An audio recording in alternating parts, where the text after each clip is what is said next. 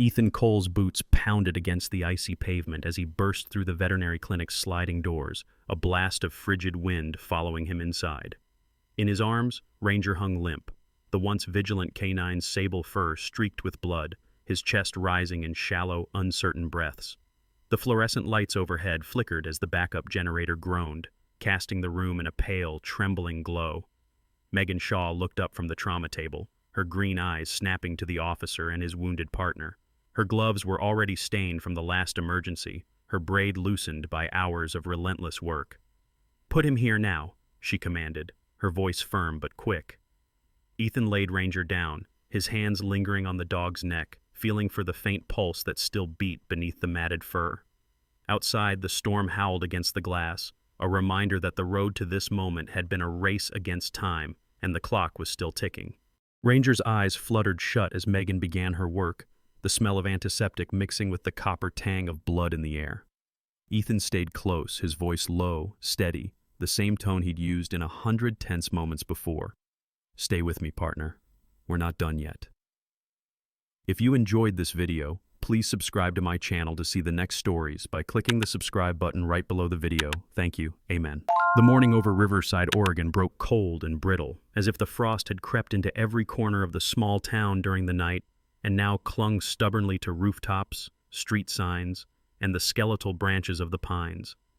The sky was a pale wash of silver, the kind that made breath hang in the air and every sound seemed sharper. Out along County Route 17, where the road wound like a ribbon through dense evergreens, a black and white Ford Police Interceptor cruised steadily, its headlights slicing through the lingering mist. Behind the wheel sat Officer Ethan Cole, a man in his early 30s with a square jaw and a frame built from years of physical training. His short brown hair, neatly combed at the start of each shift, had a rebellious streak that never quite stayed down, and his steel blue eyes carried the mix of alertness and quiet fatigue that came from too many late calls and too much coffee. The dark navy police uniform fit him like a second skin badge polished, belt tight with the weight of his gear, and the patch on his sleeve bore the emblem of the Riverside Police Department's K-9 unit. Ethan wasn't just a cop. He was a handler, a partner, and for the past 4 years, he had shared his shifts, victories, and dangers with a German Shepherd named Ranger. Ranger, stretched out on the back seat, was a magnificent animal. 7 years old, sable coat gleaming under the soft light, with a proud black saddle and intelligent amber eyes. His ears, usually pricked and alert, were relaxed in the rare moments he was allowed to rest. Ranger was a veteran of the unit, a K-9 who had tracked fugitives through pouring rain, sniffed out hidden drugs in a barn full of hay, and once found a missing child under a collapsed shed. To Ethan, he was more than a dog. He was the one soul who never needed explanations, who understood the shift in his tone before the words even came. The road ahead was quiet, lined with frostbitten brush and the occasional deer track crossing the shoulder. Ethan's mind wandered to the familiar rhythms of patrol check the outskirts, loop through the downtown, respond if called. It was routine, the kind of morning where nothing should have gone wrong. But then he glanced at the rearview mirror and saw something that sent a shock through his chest. Ranger was lying too still. Not the peaceful sprawl of a sleeping dog, but rigid, breathing shallow, his flank rising and falling in a way that looked wrong. Ethan twisted in his seat, his heart already picking up speed. "Ranger?" His voice was calm but tight, the way it got when adrenaline began to seep in. Ranger's eyes cracked open, unfocused, and Ethan saw the smear of red on the tan fur of his side. Blood. Fresh enough that it hadn't darkened, soaking into the short fur. Another patch, smaller but no less alarming, stained the dog's front leg. Ethan pulled the cruiser to the shoulder, the tires crunching on frost, and threw it in park. He was in the back in seconds, hands already moving to check for the source. The K-9's harness straps were warm under his fingers, but the fur beneath was sticky. A graze across the rib cage, deep enough to bleed but not instantly fatal, at least not if Ethan acted fast. The leg wound was from a cut, maybe glass or metal. Ranger's breathing was quick, shallow, and Ethan could feel the tremor running through the dog's muscles. The questions came, unbidden and unwelcome. How did it happen? They'd been on clear roads all morning. Had it started before patrol? Could he have missed the signs? But there wasn't time for answers. From the front seat, the radio crackled with the dispatcher's voice, Carla Benson, a seasoned operator with a warm, alto voice and a reputation for remembering birthdays of every officer in the department. Unit 4, status check. Ethan leaned forward, snatching the mic, his voice tight. Carla, I need immediate directions to the nearest open vet hospital equipped for emergency trauma. Ranger's hurt. There was a pause, barely half a second, but Ethan could hear the shift in Carla's tone when she came back. Copy, Cole. Nearest is Riverside Veterinary Trauma on Oak Ridge, 12 miles. Roads are clear, but bridge traffic is slow due to frost. Ethan grabbed the first aid kit from under the seat. Gauze, pressure bandage. He worked quickly, pressing the fabric to Ranger's side, winding the bandage tight enough to slow the bleeding but not restrict his breathing.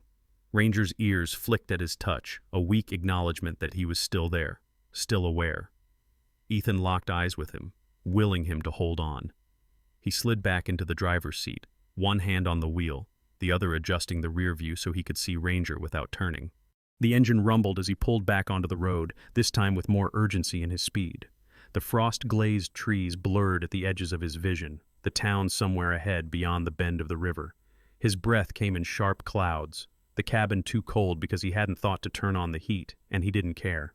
Somewhere in the back of his mind, the goal crystallized with a clarity that overrode everything else. He would get Ranger to that hospital. No delays, no detours, whatever it took. The rest of Riverside could wait. Outside, the sky was beginning to darken with the promise of more snow. Ethan pressed the accelerator, feeling the cruiser respond. Ranger's breathing was still ragged, but Ethan thought, believed he saw a little more rise in the chest now, a little more fight. It was enough to keep his hands steady on the wheel as the road unwound before them, and the race began. The frost-laced road blurred beneath the cruiser's wheels as Ethan Cole pushed the accelerator, his jaw locked in grim determination. The radio on his dashboard spat a burst of static, the faint outline of dispatch's voice vanishing in the hiss. He tried again. Unit 4 to dispatch, do you copy? The reply was a garbled mess, splintered by the low growl of a winter storm building over the Cascades. Snow hadn't yet started to fall in earnest, but the sky was heavy with it, and the air carried that electric stillness before the weather turns violent. In the rearview mirror, Ranger lay stretched on his side, his breathing shallow, his amber eyes barely open. The temporary bandages Ethan had wrapped around his rib cage and foreleg were already mottled with red.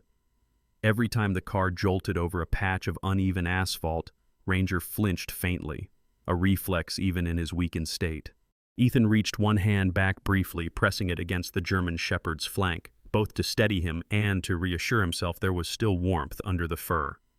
The first aid kit sat open on the passenger seat, gauze packets, antiseptic wipes, adhesive strips scattered like the aftermath of a small war. Ethan had managed to slow the bleeding, but his training told him this was a stopgap. He needed a surgical team, oxygen, fluids, things his cruiser couldn't provide. And with the radio scrambled by interference, he was driving blind toward the Riverside Veterinary Trauma Center, relying on memory and instinct. At the other end of town, in a modest brick building off Oak Street, Megan Shaw was fighting her own battle. Megan was in her late 20s, with wheat blonde hair tied into a practical braid that kept it from falling into her face as she worked. Tall and lean, with pale green eyes that could be soft when she comforted a patient, and sharp when she challenged a vet tech's oversight, she was a fixture in Riverside's small veterinary community. Those who knew her knew she'd grown up on a farm outside the city limits, bottle-feeding calves before sunrise and nursing barn cats in the hayloft. That childhood, with its rhythm of birth, loss, and care, had carved into her a resilience that could look like steel to strangers. Right now she was bent over a metal table, her hands gloved and steady. In front of her lay a shivering, half-frozen Labrador puppy, no more than 3 months old, with fur clumped by ice and mud.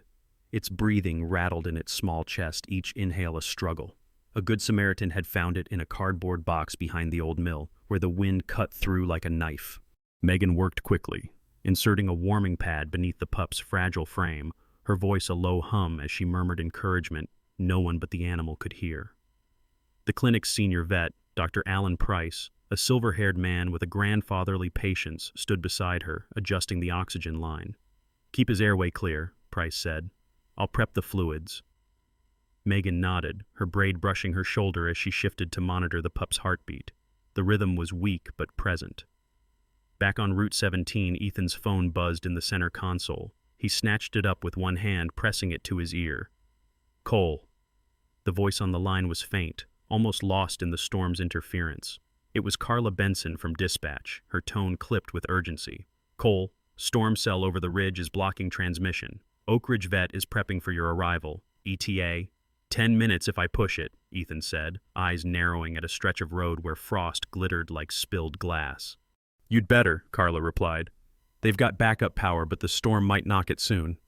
Ethan dropped the phone back into its cradle and downshifted, coaxing the cruiser through a long curve. He glanced again at Ranger. "Hang on, partner, we're almost there." A deer leapt across the road ahead, its hooves clattering on the pavement. Ethan swerved just enough to miss it, the cruiser's rear fishtailing before he regained control. His pulse thumped hard in his ears, but he didn't ease up on the gas.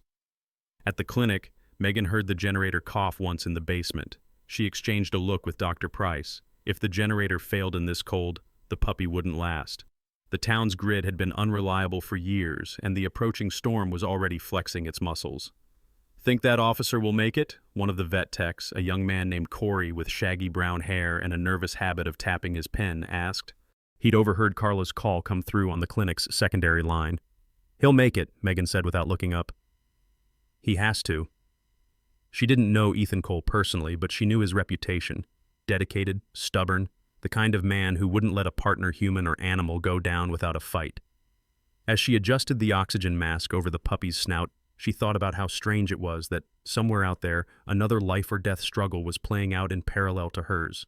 Two animals, two rescuers, both racing a clock neither could see. Ethan turned onto Oak Ridge Road, the downtown buildings of Riverside just ahead, their brick facades rimmed with frost. The clouds above had deepened into a bruised gray, the light dimming fast. He hit the siren not because traffic was heavy, but because every second shaved from this drive mattered. Inside the clinic, the front desk phone rang again. Corey answered, listened, then called into the back. "They're 5 minutes out!" Megan's heart kicked. She could almost hear the cruiser's siren in her mind, winding closer. Ethan swung into the clinic's parking lot in a spray of slush, braked hard, and was out of the car before the engine had fully stopped. He opened the rear door, crouched, and slid his arms under Ranger's body. The dog was heavier than he remembered, muscle slackened by pain and fatigue, but Ethan lifted him as if the cold and the weight didn't matter. The glass clinic doors banged open. Megan stepped into the threshold, gloves already on, her gaze locking on the sight of the blood-streaked German shepherd in the officer's arms. "This way," she called, leading him to the trauma bay without preamble. Dr. Price looked up from the puppy's table, his expression sharpening. "Corey, take over here," he ordered, moving to join Megan and Ethan. Ranger was laid gently on the stainless steel table, the harness unbuckled, the bandages unwrapped with careful speed. "Entry wound here," Megan said, pointing to Ranger's side. "Laceration on the foreleg, no obvious signs of fracture, but he's hypovolemic start fluids now." Ethan stood back, his chest rising and falling fast, watching every movement like a hawk. For a moment, the two parallel battles overlapped in the same space, Megan glancing toward the puppy's table where Corey was working, then back to Ranger's side, her focus splitting but not wavering. And for the first time since the morning began, Ethan felt the faintest flicker of relief. They were here. Ranger had a fighting chance. Outside the Riverside Veterinary Trauma Center, the winter storm that had threatened all morning finally showed its full intent. Heavy snowflakes began to fall in thick, wind-driven sheets, spinning across the parking lot and sticking to the cruiser's windshield. Ethan Cole had just stepped back into the storm after handing Ranger over to Dr. Price and Megan. His intention was to grab the portable oxygen tank from his trunk for the transfer room, but the radio on his belt crackled with a new report from Carla Benson at dispatch. This time her voice was clearer but urgent. "Cole, I'm getting word from Highway Patrol Oak Ridge Bridge is blocked. Multi-car pileup. Ice and zero visibility. They're shutting it down." Ethan froze for a second, his gloved hand resting on the cruiser's trunk lid. "That's the main artery to the trauma center for anyone coming from north of the ridge," he said aloud, more to himself than to Carla. "That's not the worst of it," Carla continued. "Power lines are down near County Road 12. If you lose the generator, you may not get help in time from Portland." Inside the clinic, Megan Shaw was already aware of the second half of that message. The lights above the trauma table flickered once, twice, then went out completely, replaced by the low hum of the backup generator. She glanced toward the far end of the hall where the puppy from the old mill lay under Corey's watch. The pup whimpered softly, its breath still shallow. The hum was steady for now, but the color in Dr. Price's face told her he didn't trust it to last. "We've got at most an hour if the storm kills the generator," Dr. Price muttered, his hands deep in Ranger's side wound, irrigating it carefully. His reading glasses were perched halfway down his nose, fogging faintly with every exhale. Ethan re-entered, a blast of cold air following him. His hair was dusted with snow, the kind that melts almost immediately but leaves your scalp stinging. "What's our window?" he asked Megan without preamble. She met his eyes. "Not long. If we lose power for real, we're working by flashlight and prayer." Ethan's gaze shifted to the corner where a tall, broad-shouldered man was unpacking a box of equipment. Frank Delaney, the clinic's part-time maintenance tech.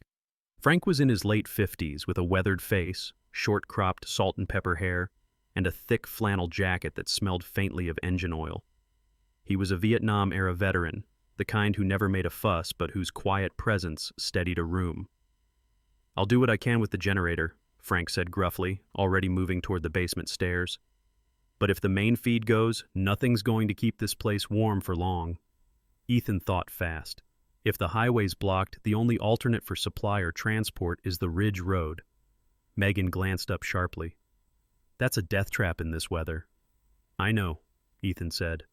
"But if we need meds, fuel, or backup, waiting here could kill both patients. If I take Ridge, I can get to Mill Creek and back in under an hour, assuming I make it." Megan wanted to argue, but the look on Ethan's face, an even mix of grim resolve and something softer for the dog in her care, kept her quiet. "You'll need chains on your tires," she said instead. Minutes later, Ethan was outside again, crouched in the snow to fit the heavy metal chains around the cruiser's tires. The wind bit through his gloves, numbing his fingers until the links clinked into place. The storm had picked up enough that visibility was shrinking to a narrow gray tunnel between the walls of pines. Inside the trauma bay, Megan adjusted the angle of a portable lamp, its warm light catching the flecks of blood on her gloves. "He's holding steady for now," she murmured to Dr. Price. "Pressure's dropping slowly, but we can keep it in range." Dr. Price nodded. "You've got good hands, Shaw. Reminds me of the farm days, doesn't it?" She allowed herself the faintest smile. "Difference is, back then I didn't have to worry about the lights going out." In the corner, Corey was fumbling with a headlamp, trying to position it so it lit the puppy's tiny body without blinding him. "Battery's low," he admitted sheepishly. "Then make every lumen count," Megan said, her voice firm but not unkind. She wasn't one to coddle in moments like this. Urgency had no room for it. Ethan's cruiser roared to life in the parking lot. He pulled out slowly, feeling the chains bite into the snowpack as he turned toward Ridge Road. The first stretch was manageable, slushy, but passable. Then the incline began. Ridge Road wound like a serpent through the foothills, a narrow two-lane with no guardrails and drop-offs that vanished into a blur of white. Ethan's wipers squealed against the ice crusting over the glass. Every curve demanded a careful balance between speed and control, but his mind kept circling back to Ranger's still form on that steel table. Halfway up, the storm intensified. Snow pelted the windshield like thrown gravel, the wind howling through the seams of the doors. He slowed for a hairpin turn and caught a glimpse of movement, an SUV half buried in a drift, hazard lights flashing weakly. Against his better judgment, Ethan braked and eased onto the shoulder. A man stumbled out from behind the SUV, bundled in a reflective orange parka. He was short, stocky, with a round, wind-reddened face. Tommy Ruiz, the owner of a small logging outfit Ethan had occasionally seen at the diner in town. "Cole," Tommy shouted over the wind, "got stuck trying to get my wife to her sister's. She's 8 months pregnant. Can you give us a lift into town?" Ethan's gut tightened. Every second here was a second Ranger didn't have, but he couldn't leave them stranded. Ridge Road would swallow them whole before the storm let up. "Get her into my back seat," he said, helping Tommy navigate the snow.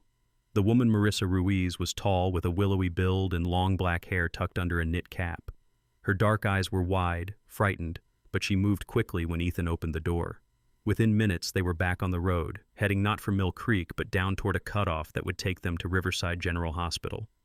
As he dropped the couple off at the ER entrance, Marissa grabbed his hand. "Thank you," she said, her voice low but fierce. "You didn't have to." "Yeah, I did." Ethan replied before turning the cruiser back toward Ridge Road. He made the supply run in record time after that, returning to the clinic with a jerry can of generator fuel, 2 oxygen tanks, and a case of IV fluids. Megan met him at the door, her eyes scanning his face for news. "We're still holding, but the generator's hiccuping. Good timing." Ethan carried the supplies inside, the cold still clinging to his uniform. In the trauma bay, Ranger's chest rose a little more evenly now, though the road ahead was still uncertain. Across the room, the puppy gave a faint, hopeful yip. For the moment, both battles were still being fought, and neither had been lost. Snow hammered the windshield in relentless sheets, blurring the narrow ribbon of Ridge Road until it felt like Ethan was driving through a tunnel made entirely of ice. The cruiser's tires crunched over a fresh layer of powder, the chains grinding against hidden patches of black ice. His knuckles whitened on the steering wheel as he rounded another bend, too late realizing the drift ahead was deeper than it looked. The front tires hit first, plowing into the mound and throwing the rear end into a skid. The cruiser fishtailed hard, the right side swinging out toward the void where the road dropped away into a steep ravine. Ethan's breath caught, the image of the car tumbling end over end flashing hot in his mind. Instinct took over, steering into the skid, easing off the brake just enough to let the chains bite. The car shuddered, swayed, then caught on a strip of rougher snow. He brought it to a halt, chest heaving. From the back seat came a sound that froze him more than the cold Ranger's breathing, shallow and sporadic, each inhale weaker than the last. Ethan twisted around, heart thudding, and saw the dog's chest barely rise beneath the blanket he'd thrown over him earlier. "Hang in there, buddy. Not now. Not like this," he muttered, voice low and hoarse. Ahead, the road was blocked entirely by a fallen pine, its trunk thick as a barrel and coated in frost. The storm must have taken it down within the last hour. There was no way to drive around it. The snowbanks on either side were shoulder high. Ethan killed the engine, shoved the door open, and stepped into the screaming wind. The cold punched through his jacket immediately, and the snow clawed at his eyes, but there was no time to hesitate. He yanked open the rear door and eased his arms under Ranger's limp body. The weight was familiar but heavier somehow, every pound a reminder of the life slipping away in his grasp. Ranger's head lolled weakly against Ethan's shoulder as he stepped off the road and into knee-deep snow. His boots sank with each stride, the icy powder seeping through to his socks, but he forced himself forward, breathing hard. His mind narrowed to one single command: keep moving. The blocked stretch was only about 70 yards, but in the storm it might as well have been a mile. By the halfway mark, his thighs burned from the effort and his breath came in ragged clouds. He shifted Ranger's weight, tucking the dog closer against his chest to shield him from the wind. Every few steps he murmured something nonsense words, his partner's name, anything to keep his own fear from seeping into his voice. Meanwhile, across town, Megan Shaw was facing her own crisis. The clinic's generator coughed, stuttered, then went silent, plunging the trauma bay into near darkness. Only the thin beam from Corey's headlamp and the dim glow from a battery lantern kept them from working in pitch black. "Price, we're out," she said flatly, reaching for the puppy's chest. The little Labrador's heartbeat was steady now, but his body temperature was still dangerously low. Without the heating pads and oxygen, his recovery could reverse in minutes. Dr. Price glanced at her over his glasses. "Secondary generator?" "In the shed out back," Megan answered, already stripping off her gloves. "Old, but it might give us enough to run the essentials until the main one's back." She threw on her parka and pushed into the storm, the door slamming behind her. The snow came at her sideways, stinging her cheeks and turning her hair to wet ropes beneath her hood. The shed was only 30 feet from the clinic, but the wind made it feel farther. She fumbled with the padlock, finally forcing it open to reveal the backup generator, dusty, dented, but potentially life-saving. A figure appeared through the snow. Frank Delaney, his flannel now soaked through. "Need a hand?" he called over the wind. "Get the fuel line hooked up," Megan shouted back, yanking the tarp off the machine.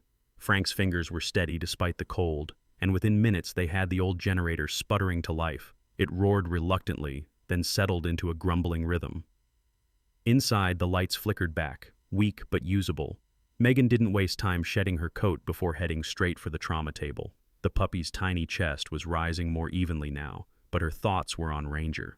If Ethan didn't make it back soon, all their work might be for nothing. Back on Ridge Road, Ethan crested the last snowbank and staggered down to where the road cleared again. He set Ranger gently into the passenger seat, cranked the heater, and checked the dog's pulse. It was faint but still there. Relief flashed through him, but it was chased by the gnawing urgency to get moving again. He fired up the engine and pushed forward, every turn of the tires a small victory against the storm. The road wound downhill now, and through breaks in the trees he could see the faint glow of Riverside in the distance. He spoke to Ranger the whole way, telling him about the first time they'd worked together, a meth bust in an abandoned farmhouse, how Ranger had found the suspect hiding in the attic. "You scared the hell out of him, remember? That was a good day," Ethan said, voice tight. By the time the clinic came into view, the storm had coated the cruiser in a layer of ice. Ethan pulled into the lot and left the engine running as he carried Ranger inside. The warm air hit his face like a wave, and for the first time in hours, he felt the smallest edge of safety. Megan was waiting in the hall, still flushed from the cold and smelling faintly of diesel from the generator. "Trauma bay's ready," she said, stepping aside so Ethan could pass. He set Ranger down gently, his eyes meeting hers. No words were needed. Both of them understood the line they were walking.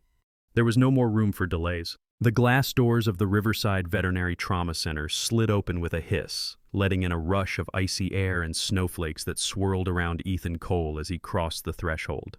His boots squeaked against the wet tile, Ranger cradled in his arms, the dog's weight a familiar burden but far too still for comfort. The warmth inside was almost oppressive after the storm outside, but Ethan barely noticed it. His eyes went straight to the trauma bay where Megan Shaw stood under the harsh glow of the overhead lamp. The backup generator's low, rumbling hum vibrated faintly through the floor, filling the silence between the clipped orders she was issuing to the techs. Megan's braid had loosened, strands of blonde hair plastered damply against her flushed cheeks. Her green eyes flicked from Ranger to Ethan and back again. "Put him here," she said, gesturing to the stainless steel table already prepped with surgical drapes and an array of gleaming instruments. Ethan eased Ranger down, his hands reluctant to let go until Megan gave a firm nod. Dr. Alan Price stepped forward, snapping on fresh gloves. "Vitals first," he instructed. Ethan stayed at Ranger's head, one palm resting gently against the dog's neck, fingers stroking just behind the ear where the fur was softer. "Hey, partner," he murmured, voice pitched low and steady. "You're here now. You're gonna be fine. Just stay with me." Across the table, Corey adjusted the oxygen mask over Ranger's muzzle, his usual nervous energy replaced by sharp focus. He was young, barely in his mid-20s, but in this moment his hands didn't shake. "Oxygen flow at 2 liters per minute," he called out. Frank Delaney appeared in the doorway, his flannel jacket streaked with snowmelt. "Generator stable for now," he reported, his deep voice steady. "But if the wind shifts, we could still lose it. I'll keep watch." Without waiting for a reply, he vanished back toward the basement. As Megan began cleaning the wound on Ranger's side, she explained without looking up. "We've got a deep laceration here, could be from metal or glass. He's lost a lot of blood, but the bleeding's slowed thanks to your field dressing. We need to close this and get him on fluids fast." Ethan nodded, his thumb still tracing idle circles behind Ranger's ear. "Just tell me what you need." The room narrowed to the steady rhythm of teamwork, Price and Megan working in perfect sync, Corey anticipating their calls, Ethan leaning close to speak to Ranger every few seconds, grounding him with the sound of a voice he trusted. In the middle of the procedure, a tall woman in a dark green parka stepped hesitantly into the doorway, Lydia Moore, the clinic's part-time receptionist. Lydia was in her early 40s, with sharp cheekbones softened by a warm smile and a calm, deliberate way of speaking that made clients feel heard. She'd grown up in Riverside, left for college, and come back after a car accident years ago had left her with a limp and a new perspective on life. Now she moved with quiet efficiency despite the slight hitch in her step. "Phone's ringing off the hook," she told Megan. "People stuck on the roads asking if we can take more emergencies." Megan's jaw tightened. "Tell them yes, but only if they can make it here. We'll work triage." Lydia nodded and slipped away. Suddenly, the heart monitor at Ranger's side let out a sharp, high-pitched flat line. Ethan's stomach dropped. Ranger's chest stilled beneath his palm. "Price!" Megan's voice cut through the panic, calm but urgent. "Starting compressions. Corey, prep epinephrine." Ethan moved instinctively, his free hand resting on Ranger's paw, squeezing gently as if his will alone could tether the dog here. "Come on, buddy. Not like this. Not after everything we've been through."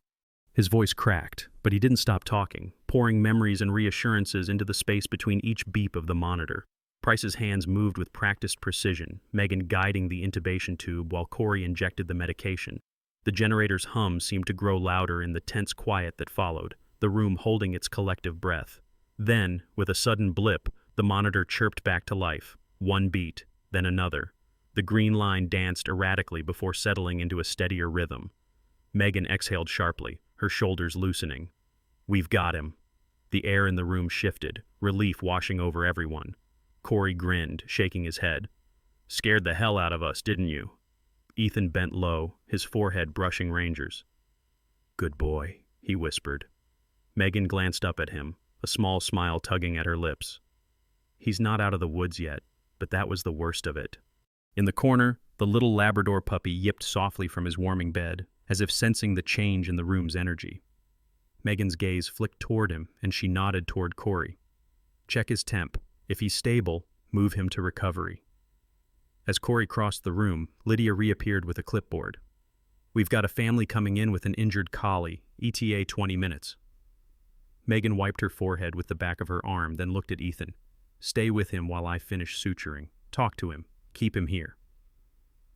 Ethan didn't need to be told twice. He stayed, murmuring stories from their years together, tracking through muddy riverbanks, napping in the cruiser between shifts, the time Ranger had stolen his sandwich during a stakeout. The dog's eyes fluttered open briefly, amber gaze locking on Ethan before closing again in what felt like trust. By the time Megan tied the last suture and secured the dressing, the storm outside had eased slightly, the howl of the wind softening. Ranger was breathing more evenly, his body warmer under the blankets. The battle wasn't over, but for the first time since the morning, Ethan felt the weight on his chest lift just a little. 3 weeks after the night of the storm, Riverside looked like a different town. The thick snowdrifts had melted into slushy streams that trickled along the curbs, and the pale sun finally lingered long enough in the afternoons to warm the brick facades downtown. The veterinary clinic on Oak Street had returned to its usual hum of activity routine checkups, the occasional surgery, and the steady rhythm of front desk chatter and clinking coffee mugs. Inside, Ranger lay sprawled on a padded bed near the reception area, his sable coat glossy again, the shaved patch along his side barely visible now as the fur began to grow back. He was 7 years old, but carried himself with the quiet dignity of a veteran who had seen more than his share of long nights. His amber eyes tracked every movement in the room, but there was an unmistakable lightness to them now, a sign that the worst was truly behind him. Ethan Cole stepped in from the street, his police jacket unzipped and hair still damp from the light rain outside. He looked less worn than he had in those desperate days, still solidly built, still alert, but the lines around his eyes seemed softer now. He knelt beside Ranger, scratching under his chin. "Back to work tomorrow, partner," he said, his voice warm. "You ready?" Ranger answered with a single sharp bark that made both men at the front desk laugh. At the counter stood Harold Vance, a middle-aged postal worker with a narrow build, neatly trimmed beard, and a knack for remembering every pet's name in town. He handed Ethan a thick envelope. "Got something for you, looks like half the county signed this card." Ethan opened it to find page after page of messages. "Thank you for saving him. Your courage means more than you know. You remind us why this town is proud of its K-9 unit." In the treatment room, Megan Shaw was checking the records for the little Labrador puppy they'd rescued during the storm. The pup had grown sturdier in just a few weeks, his golden coat now soft and full, his eyes bright with mischief. Megan smiled as she entered the final note on his chart, cleared for adoption. She carried him out front, where a woman was waiting by the chairs. The woman, Sarah Kendall, was in her early 30s, tall and slender, with chestnut hair falling in gentle waves over her shoulders. She wore a wool peacoat and carried herself with a quiet confidence. Sarah was a schoolteacher at Riverside Elementary, beloved for her patience and her ability to coax even the shyest children into reading aloud. She'd grown up in foster care herself, and that experience had left her with a deep empathy for anything or anyone without a home. Megan knelt to set the puppy on the floor, watching as he bounded over to Sarah, tail wagging so fast it blurred. Sarah laughed, crouching to meet him halfway. "I think we've already chosen each other," she said, her voice warm. She looked up at Megan. "And I wanted you to know, I read about that night. What you and Officer Cole did, it matters." Ethan stepped closer, hearing his name. "It mattered because everyone pulled together," he said. "Storm like that, you can't win alone." The adoption paperwork was quick, but Sarah lingered, chatting with Ethan and Megan about her plans for the puppy-long walks by the river, a spot by the fireplace, and a steady stream of children at school eager to meet him. When she left, the door swinging shut behind her, the room felt brighter somehow. Later that afternoon, Ethan and Megan sat at a small table in the clinic's break room. A stack of folders sat between them, each marked with a different case number, but their focus was on the pamphlets spread out to the side. Across the top of each in bold letters, "Rangers Fund, Veterinary Aid and Animal Rescue for Riverside." "It's official," Megan said, tapping the cover. "We've got the first donations enough to cover 2 emergency surgeries and a month's worth of supplies for the shelter." Ethan leaned back, arms folded, a rare smile tugging at his mouth. Who would have thought? One night in a blizzard, and now this. Megan's gaze softened. "You saved your partner, and that made people remember how much these animals do for us. That's worth building on." The fund's mission was simple: provide resources for animals in crisis, whether it was a working dog injured on duty, a stray hit by a car, or a pet needing urgent surgery when the family couldn't afford it. Word had spread quickly through Riverside and beyond, and donations had begun arriving from as far as Portland. As dusk settled over the town, Ethan clipped Ranger's leash to his harness and stepped outside with Megan. They walked down Oak Street together, past the diner where the windows glowed amber and the smell of coffee drifted out each time the door opened. People waved as they passed, neighbors, shopkeepers, the retired fire chief, each greeting a reminder that the story of that night had woven itself into the fabric of the town. By the time they reached the riverbank, the rain had stopped, leaving the air clean and cool. Ranger trotted ahead, nose to the ground, tail high. Megan watched him for a moment. "You know," she said, "I think the whole town needed to see this. Not just that he survived, but that we can come together for something good." Ethan glanced at her, then out at the river, where the lights of the bridge shimmered on the water. "Yeah," he said quietly. "Sometimes the bad nights remind you what you've got." Back at the clinic, Harold was locking up when Sarah returned, the puppy now curled in a blanket in her arms. She'd stopped by just to drop off a small box wrapped in brown paper. Inside, Megan later found a framed photo ranger lying on the table that night, Ethan's hand on his paw, Megan in the background, focused and steady. A note was tucked behind the frame. "For the people who remind us that courage comes in many shapes and sizes." The story spread far beyond Riverside local papers, a segment on the regional news, even a mention on a national morning show. But for those who lived it, the true reward was quieter. A canine back on duty, a puppy in a new home, and a town reminded of the unshakable bond between humans and the animals who stand beside them. As the lights in the clinic went out, and the street lamps cast long shadows on the wet pavement, Ranger lay at Ethan's feet, ears flicking lazily at the sounds of the night. Megan, locking the door, glanced back at them and smiled. It wasn't the storm or the struggle she thought of. It was this moment, warm and steady, proof that sometimes the endings you don't expect are the ones worth keeping. In the end, this story reminds us that even in the coldest storms of life, compassion and courage can light the way. We are all capable of being someone's shelter in their moment of need, whether that someone walks on 2 legs or 4. In our daily lives, it can be as simple as offering help to a neighbor, showing kindness to a stranger, or standing by a friend when it matters most. If this story touched your heart, please share it so others can feel its warmth too. Leave a comment to tell us your thoughts, and do not forget to subscribe so you never miss a story that might inspire you. May God bless everyone who watches, and if you believe in the bond between humans and animals, type Amen in the comments.